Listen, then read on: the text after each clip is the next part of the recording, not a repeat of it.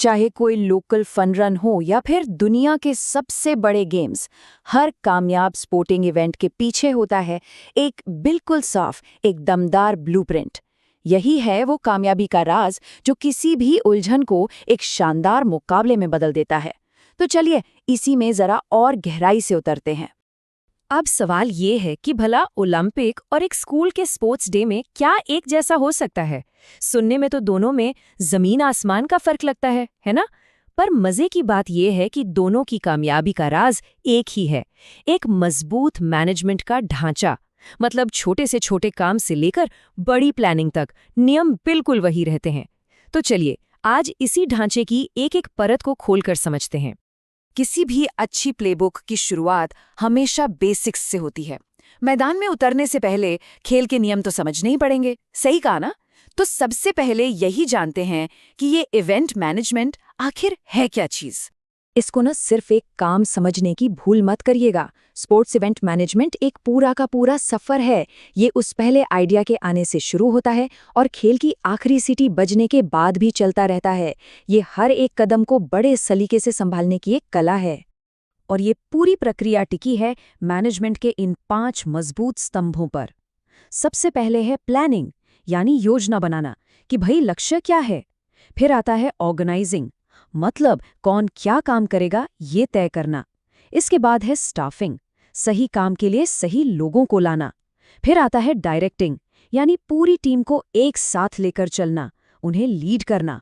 और आखिर में कंट्रोलिंग, ये पक्का करना कि सब कुछ प्लान के हिसाब से ही हो। तो क्या करना है ये तो समझ आ गया, लेकिन अब सवाल ये है कि कौन करेगा। भाई सीधी सी बात है, कोई भी बड़ा इवेंट एक अकेला इंसान तो कर नहीं सकता। इसके लिए चाहिए होती है माहिर लोगों की एक पूरी टीम, एक पूरी फौज। तो चलिए मिलते हैं इसी ड्रीम टीम से। अब देखिए, हर कमेटी इस बड़ी सी पजल का एक जरूरी हिस्सा है। जैसे ऑर्गेनाइजिंग कमेटी को पूरे इवेंट का दिमाग समझिए, जो बड़ी तस्वीर देखती है। फाइनेंस कमेटी का काम है ये पक्का करना कि बजट अपनी पटरी से न उतरे। टेक्निकल कमेटी ये देखती है कि खेल के सारे नियम कानून सही से लागू हों। मतलब हर किसी की अपनी एक खास जिम्मेदारी है ताकि जरा सी भी गड़बड़ की गुंजाइश न रहे। टीम तो तैयार हो गई, अब बारी है खुद खेल को डिजाइन करने की। यही वो स्टेज है जहां ये तय होता है कि मुकाबला असल में दिखेगा कैसा। कह सकते हैं कि ये इवेंट का दिल है। और इसी डिजाइन को कहते हैं फिक्सचर। इसको आप टूर्नामेंट का ऑफिशियल रोड मैप या स्क्रिप्ट समझ सकते हैं। ये हर टीम को बताता है कि उन्हें कब, कहां और किसके खिलाफ खेलना है। मतलब सब कुछ एकदम साफ साफ। अच्छा, फिक्सचर बनाने के 2 मेन तरीके होते हैं। एक तरफ है नॉकआउट टूर्नामेंट, एकदम तेज रोमांचक, जहां एक हार का मतलब है टाटा बाय बाय, खेल खत्म। दूसरी तरफ है लीग टूर्नामेंट। ये थोड़ा लंबा चलता है पर असली चैंपियन को सामने लाता है, क्योंकि इसमें हर टीम को हर दूसरी टीम से भिड़ना ही पड़ता है। और हाँ, कभी कभी ऑर्गेनाइजर्स इन दोनों तरीकों को मिला भी देते हैं, जिसे कॉम्बिनेशन टूर्नामेंट कहते हैं। मतलब शुरुआत लीग से कर सकते हैं और फिर टॉप की टीमों के लिए नॉकआउट फाइनल रख सकते हैं। इससे इवेंट और भी ज्यादा दिलचस्प और रोमांचक बन जाता है। अब थोड़ा सा मैथ्स, पर घबराने की जरूरत नहीं, ये बहुत आसान है। एक नॉकआउट टूर्नामेंट में अगर n टीमें हैं तो विनर ढूंढने के लिए बस n-1 मैच कराने पड़ेंगे। मतलब 16 टीमें हैं तो 15 मैच होंगे। सिंपल है ना? लीग टूर्नामेंट का हिसाब किताब थोड़ा सा अलग है। यहाँ ऑर्गेनाइजर्स को ये पक्का करना होता है कि हर टीम का मुकाबला हर दूसरी टीम से हो। तो ये जो फॉर्मूला है, ये उन्हें मैचों की बिल्कुल सही संख्या निकालने में मदद करता है, ताकि आखिर में एक असली, बिना किसी शक के एक चैंपियन मिले। ठीक है, फॉर्मेट तो तय हो गया, लेकिन इसे फेयर कैसे बनाया जाए? ऑर्गेनाइजर्स ये पक्का करने के लिए 2 बड़े स्मार्ट टूल्स का इस्तेमाल करते हैं कि ड्रॉ सिर्फ किस्मत के भरोसे ना हो, बल्कि रोमांचक और बैलेंस्ड भी रहे। पहला टूल है सीडिंग, और ये बड़ा ही स्मार्ट तरीका है।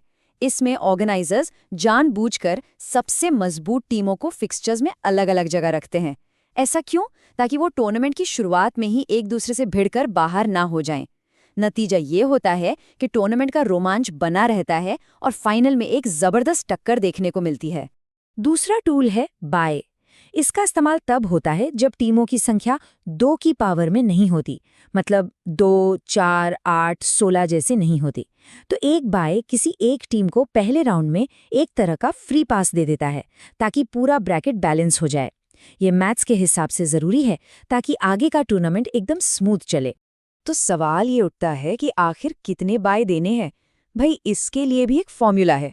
ऑर्गेनाइजर्स टीमों की कुल संख्या यानी n को 2 की अगली सबसे बड़ी पावर जैसे 4, 8, 16 या 32 से घटाते हैं।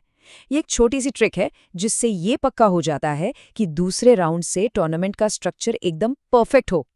अच्छा, अब तक जितनी भी बातें हुई हैं वो सिर्फ बड़े टूर्नामेंट्स के लिए ही नहीं हैं। ये सारे सिद्धांत हर लेवल पर लागू होते हैं, स्कूल के अंदर होने वाले मुकाबलों से लेकर बड़े बड़े कम्युनिटी प्रोग्राम्स तक। चलिए देखते हैं कैसे। यहाँ पर 2 मेन टाइप हैं। एक है इंट्राम्यूरल्स, जैसा कि नाम से ही पता चल रहा है, विद इन द वॉल्स। ये एक ही इंस्टीट्यूट के अंदर होते हैं, जैसे किसी स्कूल का स्पोर्ट्स डे। दूसरे हैं एक्स्ट्राम्यूरल्स, यानी आउटसाइड द वॉल्स, जिसमें अलग अलग स्कूल या क्लब एक दूसरे के खिलाफ खेलते हैं। पर कमाल की बात यह है कि दोनों ही मामलों में प्लानिंग और मैनेजमेंट के वही नियम लागू होते हैं। और ये सिर्फ कॉम्पिटिटिव टूर्नामेंट्स तक ही सीमित नहीं है। यही मैनेजमेंट के सिद्धांत उन बड़े कम्युनिटी प्रोग्राम्स को भी सफल बनाते हैं जिनका मकसद सेहत और विकास होता है। सोचिए, एक हेल्थ रन हो या कोई फिटनेस कैंप, उससे भी उतनी ही बारीकी से प्लान करने की जरूरत पड़ती है।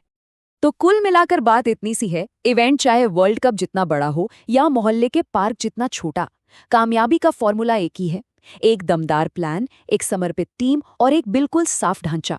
अगर सही ब्लूप्रिंट हाथ में हो तो कुछ भी नामुमकिन नहीं है।